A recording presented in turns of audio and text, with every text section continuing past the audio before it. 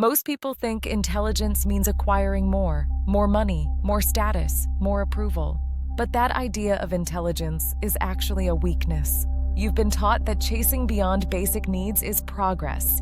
In reality, it's part of what's destroying the world. The greatest weakness of the human species isn't physical, it's psychological. The mind's constant hunger, the need to be seen, the need to be validated. That is our Achilles heel.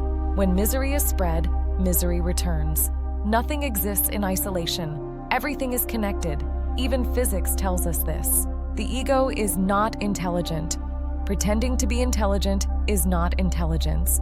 Posturing as an intellectual is often a sign of the opposite. Real intelligence isn't about looking smart. It's about alignment with how the universe actually works. Human intelligence, as we define it today, is not real intelligence. Universal intelligence is. Spiritual intelligence is. And yet we live in a culture that discredits truth.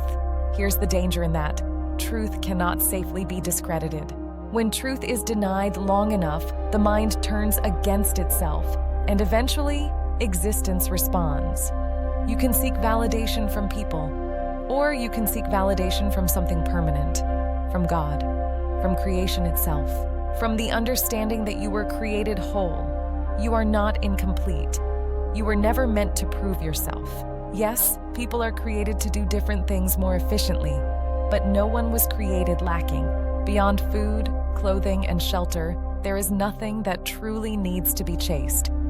Outside of survival, there is only peace. Unsatisfied minds are weak minds, and humanity must transcend this weakness to reach real intelligence. Validation from people is fragile, it's transient, and when it disappears, identity collapses. That's why some people lose everything when approval is taken away. They built their sense of self on something temporary. But when you understand that this world was built for growth, not endless toil, the opinions of others become entertainment. Interesting when they arrive, just as harmless when they leave. Fair-weather lives never expose these flaws in thinking. That's why disruption exists. That's why technologies like AI appear at certain moments in history. Call it innovation. Call it divine grace. Call it intervention.